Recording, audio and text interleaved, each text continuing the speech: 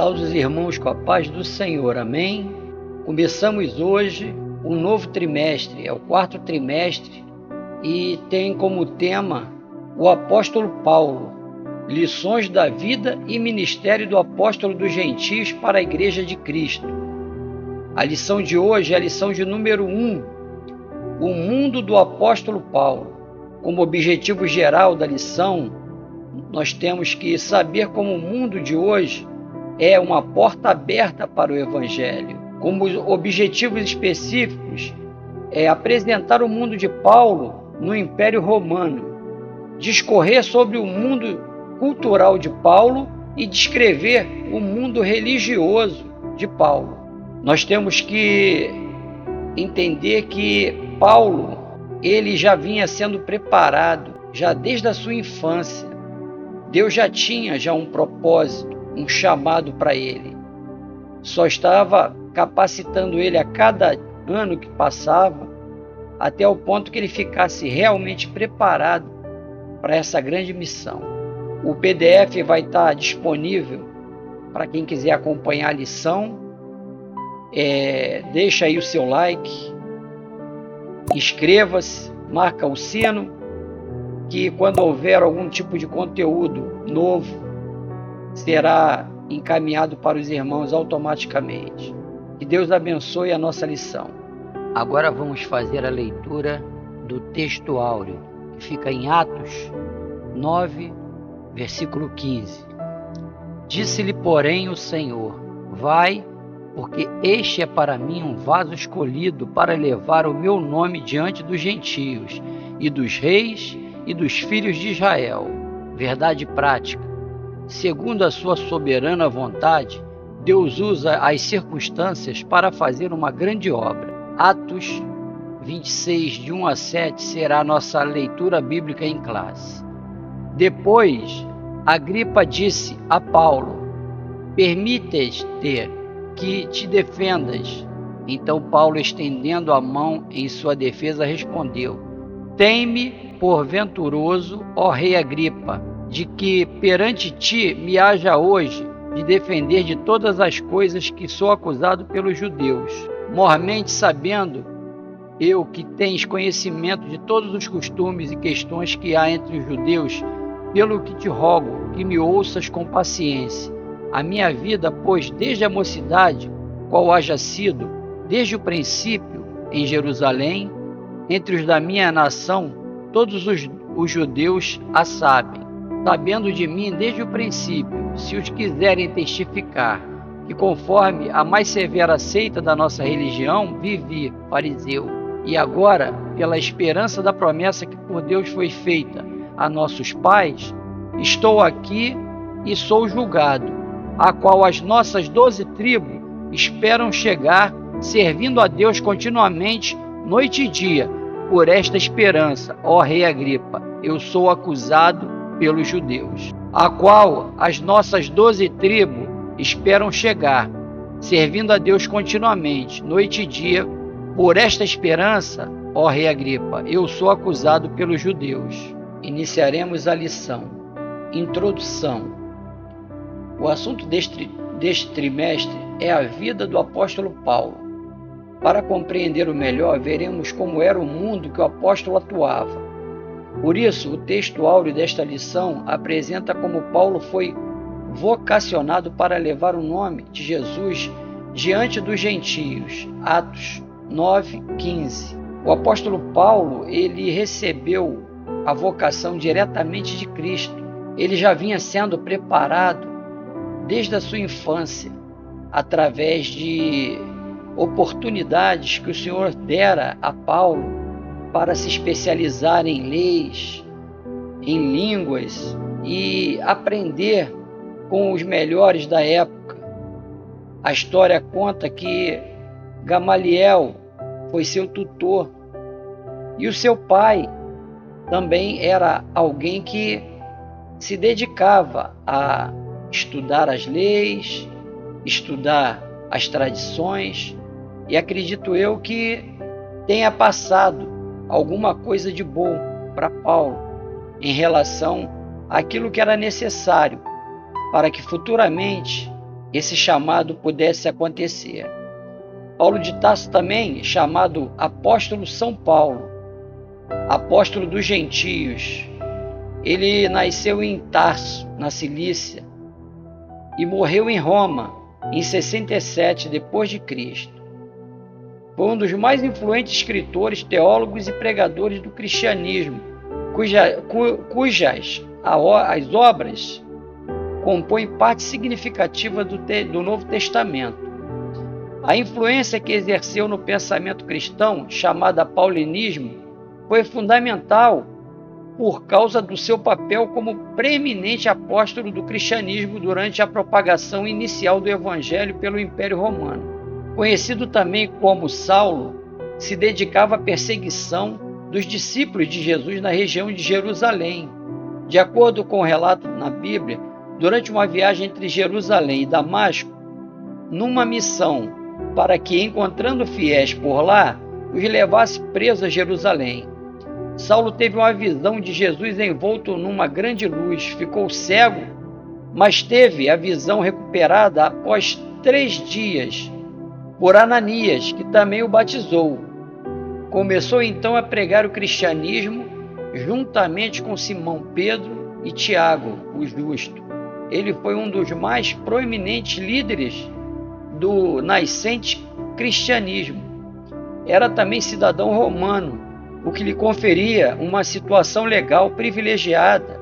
A questão de sua cidadania romana gera certa curiosidade. Paulo afirma em Atos 22 e 28 ser romano de nascimento.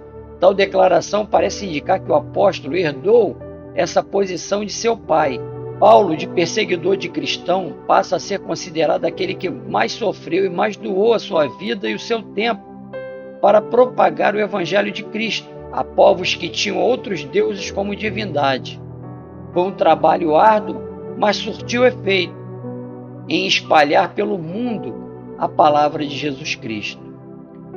Ponto central: o mundo de hoje é uma porta aberta para o Evangelho. Tópico 1. O mundo de Paulo no Império Romano. Entendendo a origem de Paulo. Há poucas informações concretas acerca da vida cronológica de Paulo, como sua data de nascimento, formação cultural e religiosa. Geograficamente, Paulo, nome romano, era natural de Tarso, capital da Cilícia, que ficava às margens do rio Cídnos, na Ásia Menor. Sobre o seu nascimento, não temos data precisa. Talvez tenha ocorrido no ano 5 a.C. Dessa forma, quando o nosso Senhor foi crucificado, Paulo poderia ter entre 30 e 35 anos de idade. Paulo ele afirma ter nascido em Tarso, na província de Mersim, na parte meridional da Turquia Central, e faz breves menções à sua família. Um sobrinho é mencionado em Atos 23, 16. E sua mãe é citada entre os que moram em Roma, em Romanos 16, 13. É ali também que o apóstolo confessa que, mesmo tendo nascido em Tarso, foi criado em Jerusalém, aos pés de Gamaliel, que é considerado um dos maiores professores nos anais do judaísmo e cujo equilibrado conselho pede que os judeus contivessem a fúria contra os discípulos de Jesus. Diverge com a atitude de Saulo, que, após a morte de Estevão, saiu numa rompante perseguição aos cristãos. Subtópico 2. A geografia do mundo de Paulo. Geograficamente, o mundo gentílico estava sob o domínio do Império Romano. Naqueles dias, entre o ano 33 e 35 depois de Cristo, o imperador era Tibério. A dimensão geográfica do Império Romano permitia excelentes possibilidades de viagens missionárias.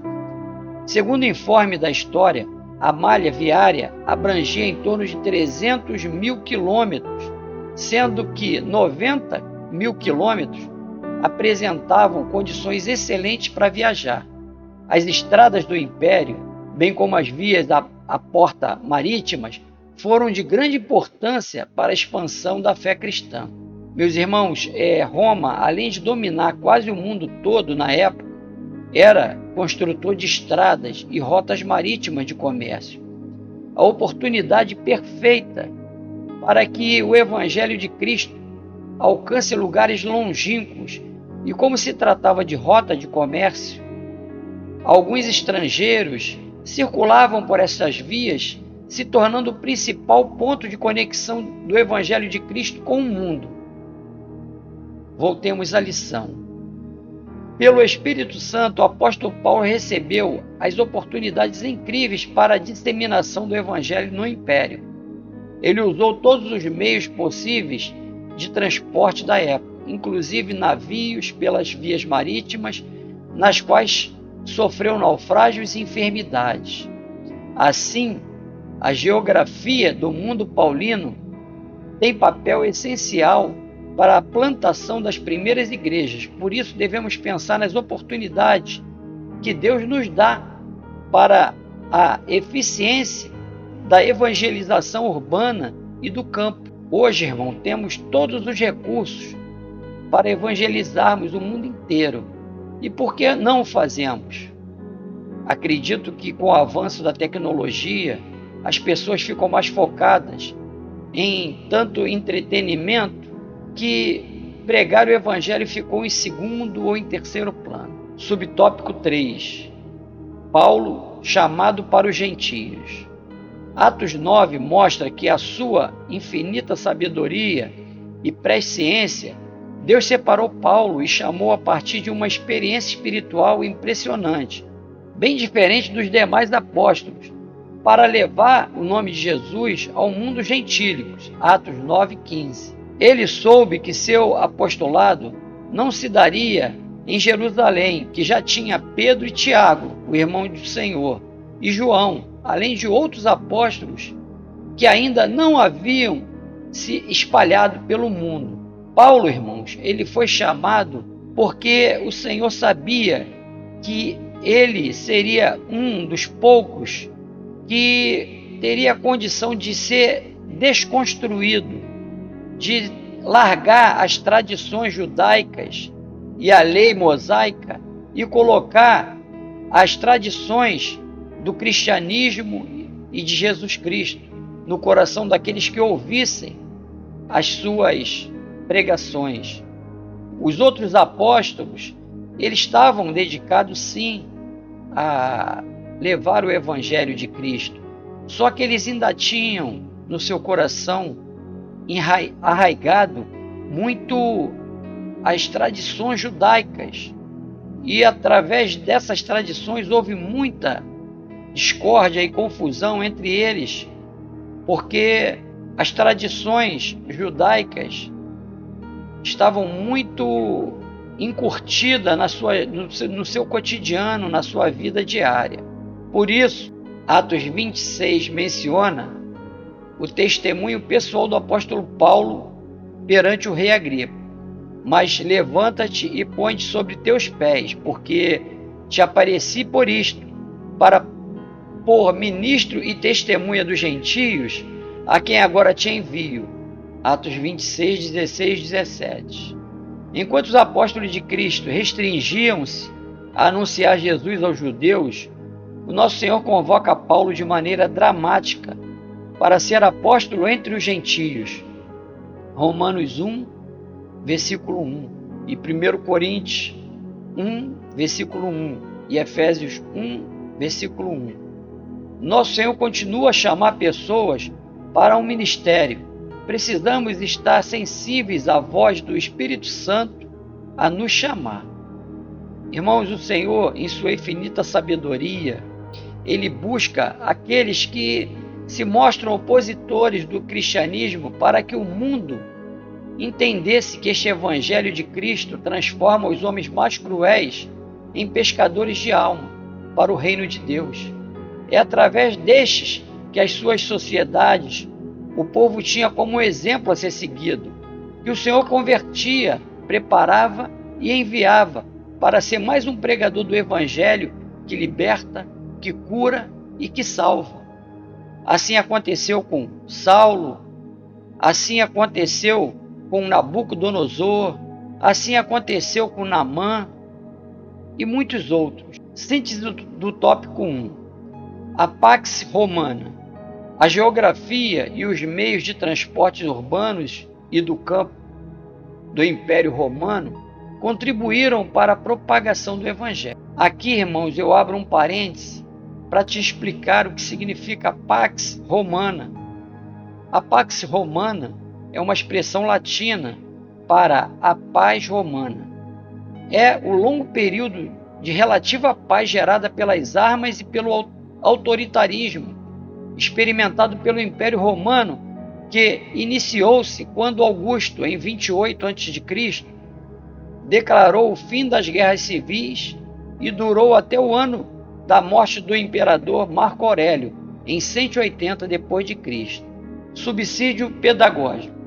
Esta lição nos mostra os três mundos do apóstolo Paulo, o romano, o grego e o judeu. O apóstolo teve certa liberdade para peregrinar dentro do império.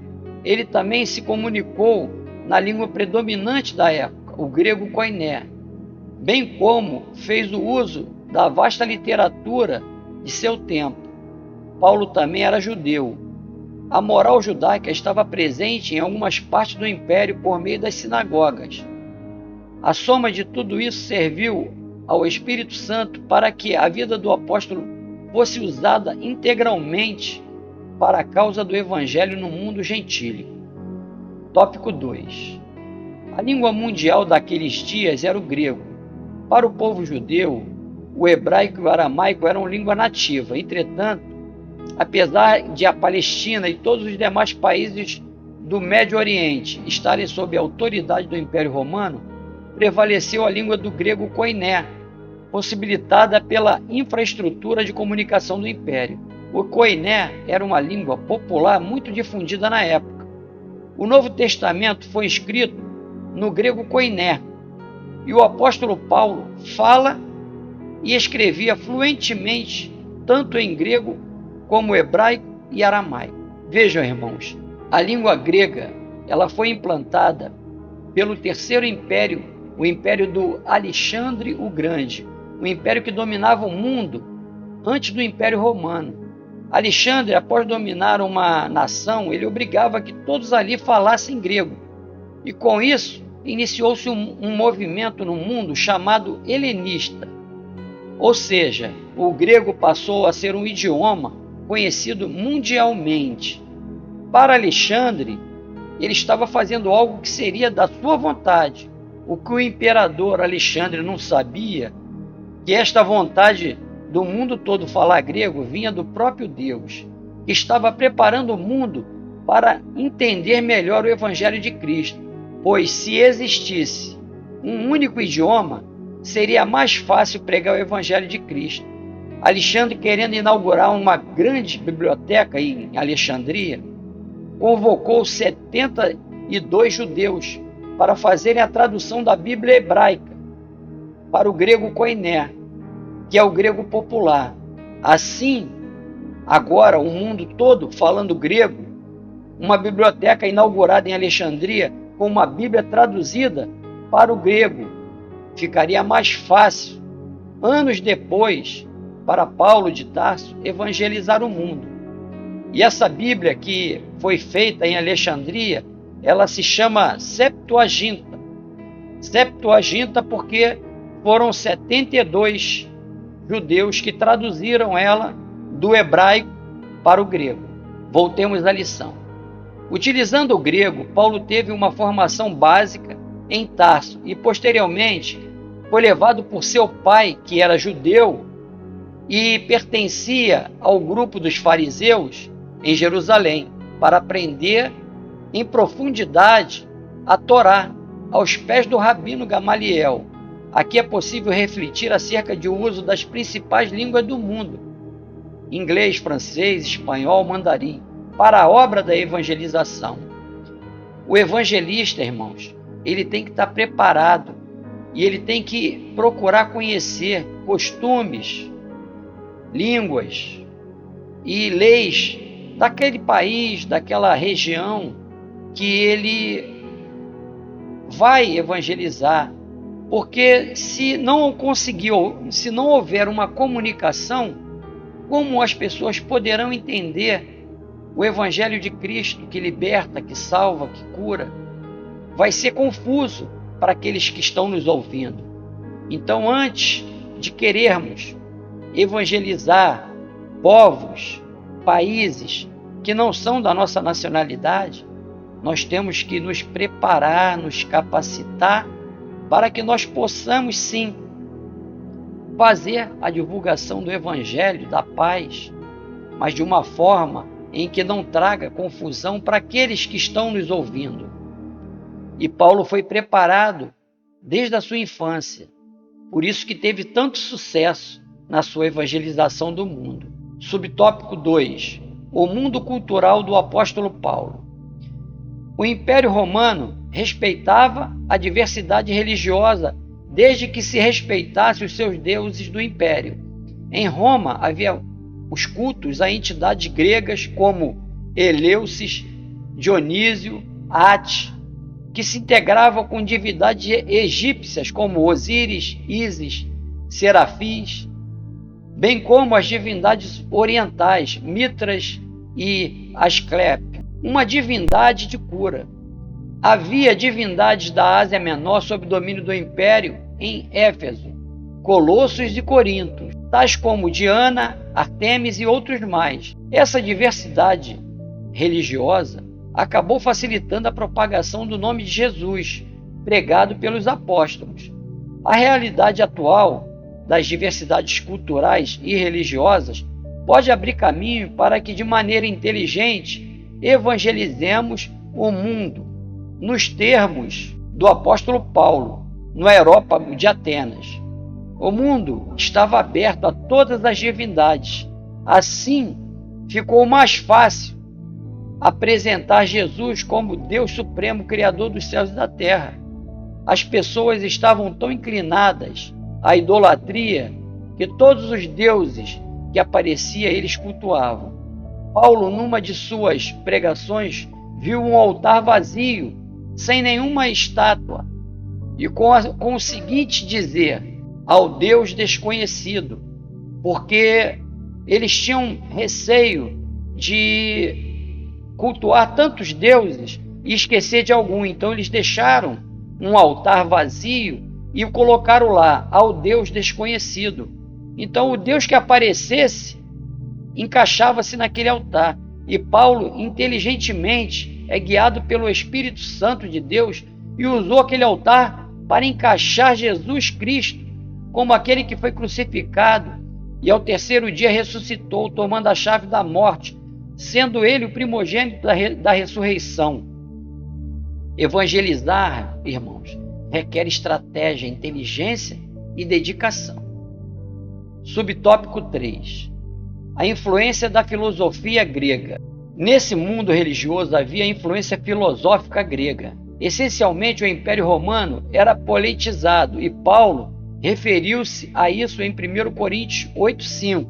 A influência filosófica grega, especialmente do gnosticismo, era muito forte e acabou influenciando o pensamento de muitos cristãos daqueles dias. Os líderes da igreja da época tiveram de refutar com veemência as teorias gnosticismo, cujos adeptos queriam misturá-las com a doutrina pura de Cristo. Naturalmente, pelo fato de ter vivido naquele mundo, Paulo teve de fortalecer a doutrina cristã sobre Deus, fé, Jesus, Espírito Santo, graça e salvação.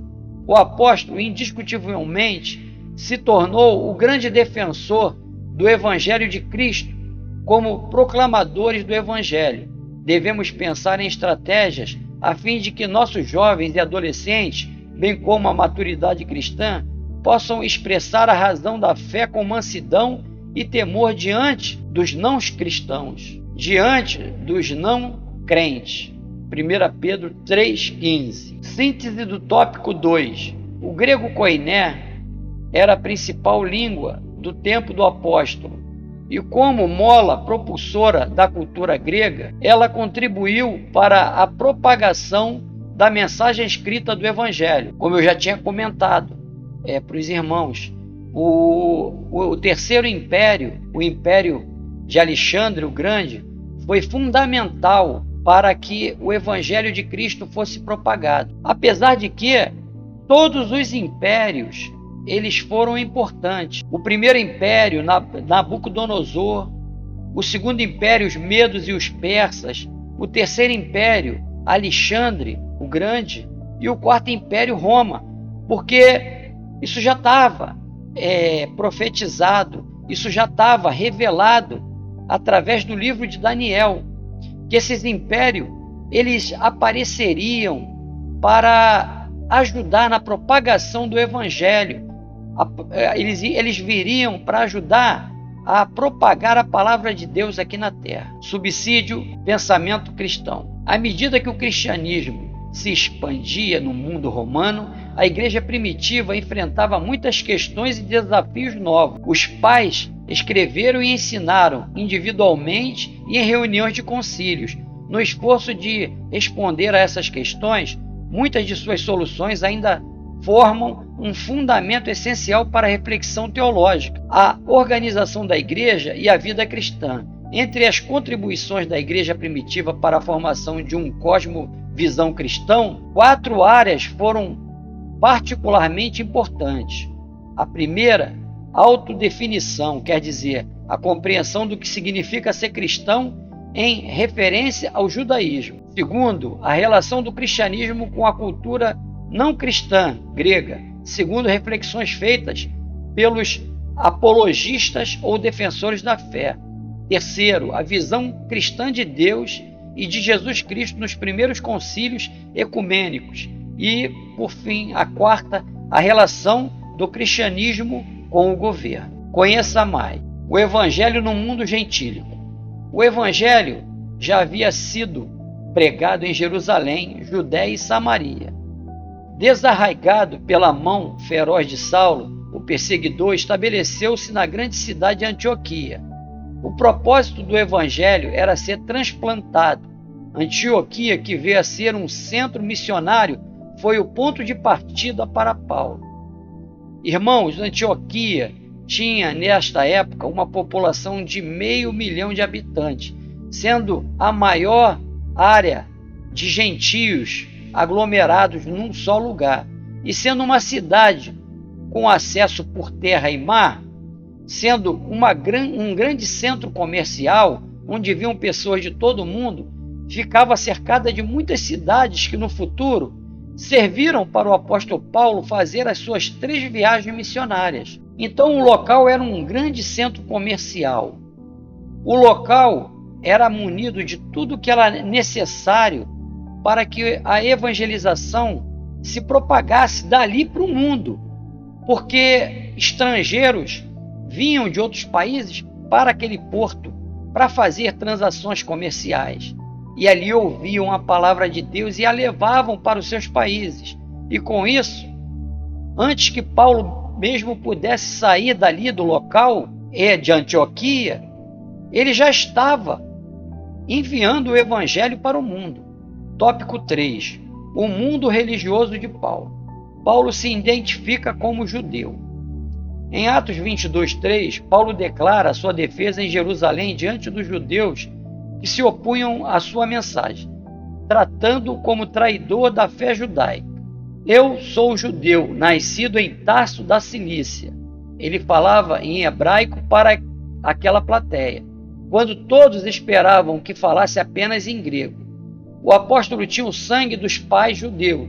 Seu pai era fariseu zeloso e influente na sinagoga em Tarso, e o criou para ser um fariseu tanto quanto ele mesmo. Subtópico 2. Paulo foi criado dentro da fé judaica. A circuncisão foi uma lei obedecida pelos pais de Paulo, que o circuncidaram aos 8 dias de nascido, Filipenses 3:5. Uma vez que os judeus valorizavam muito as genealogias, o apóstolo se declarou da tribo de Benjamim, dentro da fé judaica, Paulo se tornou um defensor ardoroso da Torá e obedecia a todas as regras e leis requeridas, especialmente pelos fariseus. Ele era um religioso extremamente zeloso, no sentido de cumprir piamente a lei de Moisés. Gálatas 1,14. O apóstolo deu testemunho de que havia sido instruído no conhecimento da Torá, desde a sua meninice, aos pés do rabino Gamaliel, pois conhecia tudo de ritos, leis e regras que regiam o santuário de Israel. Vejam, irmãos, o apóstolo Paulo, ele era um homem instruído que levava e falava vários idiomas. Era a pessoa certa para fazer o ID de Jesus Cristo, sem falar que era judeu, com nacionalidade romana, e sabia tudo dos costumes e idioma grego. Paulo não sabia, mas Deus preparou e capacitou ele desde jovem, para quando ele estivesse realmente preparado, fazer o chamado e saber que ele daria conta da missão, tão importante para toda a humanidade, pois foi o apóstolo Paulo o responsável por alcançar os gentios. Subtópico 3. O mundo, palco da mensagem de Paulo ao povo gentílico. O mundo missionário dos apóstolos de Jesus restringia-se, numa visão inicialmente limitada, apenas ao povo judeu. Atos 11:19. Quando o Senhor convocou Paulo, o chamou pelas características de que precisava para disseminar o evangelho no mundo gentílico. As culturas romana e grega que Paulo adquiriu davam-lhe condições de peregrinar pelo mundo gentílico. Ele plantou igreja na Galácia, Acaia e a Ásia Menor.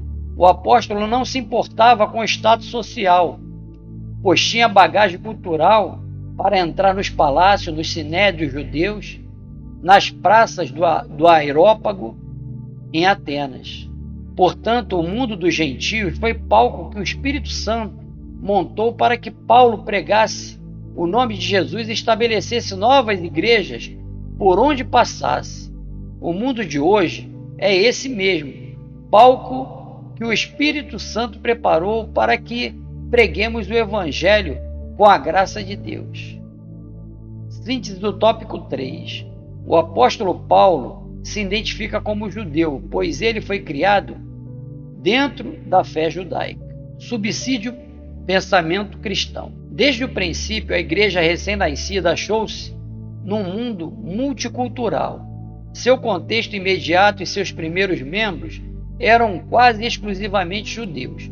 Uma preocupação inicial que a comunidade de crentes enfrentou dizia respeito à sua relação com o judaísmo do século I. O indivíduo tinha que se tornar judeu para ser verdadeiro seguidor de Jesus? A identificação com a comunidade de crentes livrava a pessoa de todas as expectativas tradicionais dos judeus? E as escrituras dos judeus? Elas foram substituídas em todo ou em parte por Jesus Cristo?